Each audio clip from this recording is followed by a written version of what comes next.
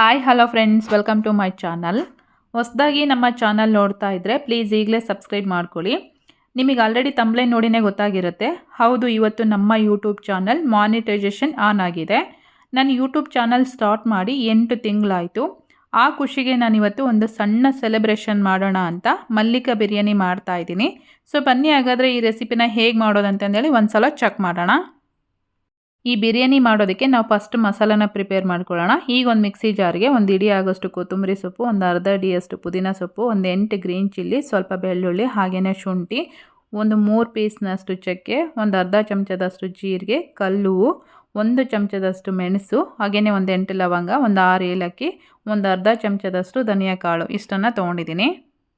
ಹಾಗೆಯೇ ಒಂದು ಅರ್ಧ ಚಮಚದಷ್ಟು ಸೋಂಪನ್ನು ಹಾಕಿ ಇದನ್ನು ಸ್ಮೂತಾಗಿ ಪೇಸ್ಟ್ ಮಾಡಿ ಸೈಡಿಗೆ ಎತ್ತಿಟ್ಕೊಳ್ತಾ ಇದ್ದೀನಿ. ನಾವು ಈ ಮಸಾಲೆನ ರುಬ್ಕೋಬೇಕಾದ್ರೆ ಮಸಾಲೆ ಕಲರ್ ಚೇಂಜ್ ಆಗಬಾರ್ದು ಅಂತಂದರೆ ಇದ್ರ ಜೊತೆಗೆ ಸ್ವಲ್ಪ ಉಪ್ಪು ಹಾಕಿ ರುಬ್ಕೊಂಡ್ರೆ ಮಸಾಲೆ ಕಲರ್ ಅನ್ನೋದು ಹಾಗೇ ಇರುತ್ತೆ. ಈಗ ಮಾಡೋದು ಹೇಗೆ ಅಂತಂದೇಳಿ ನೋಡೋಣ. ಈಗ ಆಲ್ರೆಡಿ ನಾನು ಒಂದು ಪಾತ್ರೆಗೆ ಸ್ವಲ್ಪ ಎಣ್ಣೆ ಹಾಕ್ಕೊಂಡು ಅದು ಬಿಸಿ ಆದಮೇಲೆ 1 ಸ್ಟಾರು, ಒಂದು 8 ಮೆಣಸು, 1 ಜಾವಿತ್ರಿ, ಒಂದು 3 ಪಲಾವ್ ಎಲೆ, ಒಂದು 5 ಏಲಕ್ಕಿ, 2 ಪೀಸ್ನಷ್ಟು ಚಕ್ಕೆ, ಸ್ವಲ್ಪ ಸೋಂಪು ಇಷ್ಟನ್ನು ಹಾಕಿ ಈ ಸ್ಪೈಸಸ್ ಎಲ್ಲ ಚೆನ್ನಾಗಿ ಫ್ರೈ ಆದಮೇಲೆ 3 ಈರುಳ್ಳಿನ ಈ ರೀತಿ ಕಟ್ ಮಾಡಿ ಫ್ರೈ ಮಾಡ್ಕೊಳ್ತಾ ಇದ್ದೀನಿ. ಈರುಳ್ಳಿನ ಹಾಕಿದ ಮೇಲೆ ಈ ರೀತಿ ಒಂದು ಸಲ ಮಿಕ್ಸ್ ಮಾಡಿ ಒಂದು ಅರ್ಧ ಇಡಿ ಆಗೋಷ್ಟು ನಾನು ಮೆಂತ್ಯ ಸೊಪ್ಪನ್ನು ಹಾಕ್ಕೊಂಡಿದ್ದೀನಿ.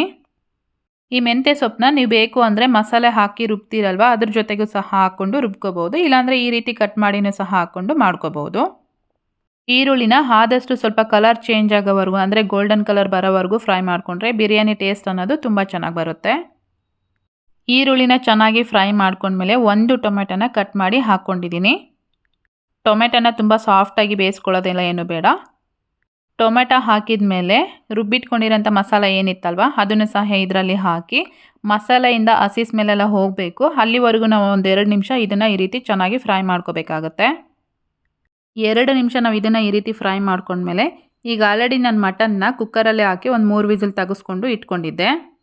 ಆ ಮಟನ್ನ ಇದೇ ಪಾತ್ರೆಯಲ್ಲಿ ಹಾಕಿ ರುಚಿಗೆ ತಕ್ಕಷ್ಟು ಉಪ್ಪನ್ನು ಹಾಕಿ ಮತ್ತೆ ಒಂದು ಸಲ ಇದನ್ನು ಈ ರೀತಿ ಚೆನ್ನಾಗಿ ಮಿಕ್ಸ್ ಮಾಡ್ಕೋಬೇಕು.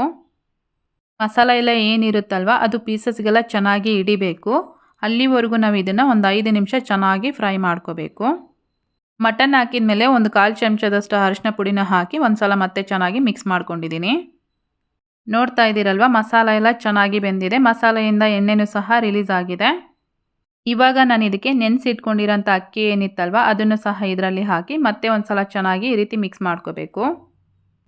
ನಾನು ಬಂದುಬಿಟ್ಟು 1.5 ಗ್ಲಾಸಷ್ಟು ಅಕ್ಕಿನ ತೊಗೊಂಡಿದ್ದೀನಿ. 1.5 ಗ್ಲಾಸ್ಗೆ 3 ಗ್ಲಾಸ್ನಷ್ಟು ನೀರನ್ನು ಸೇರಿಸ್ಕೊಂಡಿದ್ದೀನಿ. ಈಗ ಆಲ್ರೆಡಿ ಮಸಾಲೆ ಒಳಗೂ ಸಹ ಸ್ವಲ್ಪ ನೀರಿನಂಶ ಇರುತ್ತಲ್ವ, ಹಾಗಾಗಿ ನೀರನ್ನ ಹಾಕಬೇಕಾದ್ರೆ ಕರೆಕ್ಟಾಗಿ ಹಾಕಿ ಮಾಡ್ಕೋಬೇಕಾಗುತ್ತೆ. ನೀರು ಹಾಕಿದ ಮೇಲೆ ಒಂದು ಸಲ ಮಿಕ್ಸ್ ಮಾಡಿ ಪ್ಲೇಟ್ನ ಮುಚ್ಚಿ ಒಂದು 5 ನಿಮಿಷ ನಾನು ಇದನ್ನು ಬೇಯೋದಕ್ಕೆ ಬಿಡ್ತಾ ಇದ್ದೀನಿ. 5 ನಿಮಿಷ ಆದಮೇಲೆ ಪ್ಲೇಟ್ನ ಓಪನ್ ಮಾಡಿ ಮತ್ತೆ ಒಂದು ಸಲ ಈ ರೀತಿ ಚೆನ್ನಾಗಿ ಮಿಕ್ಸ್ ಮಾಡಿಕೊಂಡು ಇವಾಗ ಇದಕ್ಕೆ ಒಂದು ಅರ್ಧದಷ್ಟು ಲೆಮನ್ನು, ಉಪ್ಪು ಕಡಿಮೆ ಆಯಿತು ಅಂತ ಅನ್ನಿಸ್ತು ನನಗೆ, ಒಂದು 1/4 ಚಮಚದಷ್ಟು ಉಪ್ಪನ್ನು ಹಾಕಿ ಮತ್ತೆ ಒಂದು ಸಲ ಈ ರೀತಿ ಚೆನ್ನಾಗಿ ಮಿಕ್ಸ್ ಮಾಡ್ಕೋಬೇಕು. ಲೆಮನ್ ಹಾಕೋದ್ರಿಂದ ಬಿರಿಯಾನಿ ಟೇಸ್ಟ್ ಆಗಿರ್ಬೋದು, ಫ್ಲೇವರ್ ಆಗಿರ್ಬೋದು ತುಂಬಾ ಚೆನ್ನಾಗಿರುತ್ತೆ. 5 ನಿಮಿಷ ಆದಮೇಲೆ ಪ್ಲೇಟ್ನ ಓಪನ್ ಮಾಡ್ತಾ ಇದ್ದೀನಿ. ನೋಡಿ, ರೈಸ್ ಎಲ್ಲ ಒಂದು 90% ಬಾಯ್ಲ್ ಆಗಿದೆ. ಇವಾಗ ನಾವು ಇದನ್ನು ಸಿಮ್ಮಲ್ಲಿಟ್ಟು ಬೇಯಿಸ್ಕೋಬೇಕಾಗತ್ತೆ. ಇವಾಗ ನಾನು ಒಲೆ ಮೇಲೆ ಒಂದು ತವನ ಇಟ್ಕೊಂಡು ಸ್ಟವ್ನ ಸಿಮ್ಮಲ್ಲಿಟ್ಟು ಬಿರಿಯಾನಿ ಪಾತ್ರೆನ ತವ ಮೇಲೆ ಇಟ್ಕೊಂಡು ಪ್ಲೇಟ್ನ ಮುಚ್ಚಿ ದಮ್ ಕಟ್ಟೋದಕ್ಕೆ ಅಂತಂದೇಳಿ ನಾನೊಂದು ಕುಟ್ಟಣಿಕೆನ ಇಟ್ಕೊಂಡಿದ್ದೀನಿ ಪ್ಲೇಟ್ ಮೇಲೆ. ಒಂದು 10 ನಿಮಿಷಗಳ ಕಾಲ ನಾವು ಇದನ್ನು ಈ ರೀತಿ ಸಿಮ್ಮಲ್ಲಿಟ್ಟು ಬೇಯಿಸ್ಕೊಂಡ್ರೆ ರೈಸ್ ಎಲ್ಲ ಕಂಪ್ಲೀಟಾಗಿ ಆಗಿರುತ್ತೆ. 10 ನಿಮಿಷ ಆದಮೇಲೆ ಪ್ಲೇಟ್ನ ಓಪನ್ ಮಾಡ್ತಾ ಇದ್ದೀನಿ. ನೋಡಿ ರೈಸ್ ಎಲ್ಲ ಎಷ್ಟು ಚೆನ್ನಾಗಾಗಿದೆ ಅಂತಂದೇಳಿ. ನಾನು ಸಹ ಫಸ್ಟ್ ಟೈಮ್ ಟ್ರೈ ಮಾಡಿದ್ದು, ತುಂಬಾ ಟೇಸ್ಟಿಯಾಗಿತ್ತು. ನೀವು ಖಂಡಿತ ಮನೇಲಿ ಒಂದು ಸಲ ಟ್ರೈ ಮಾಡಿ ನಮಗೆ ಟೇಸ್ಟ್ ಹೆಂಗಾಗಿತ್ತು ಅಂತಂದೇಳಿ ಕಮೆಂಟ್ ಮಾಡಿ. ಇವತ್ತಿನ ರೆಸಿಪಿ ಇಷ್ಟೇ. Thank you.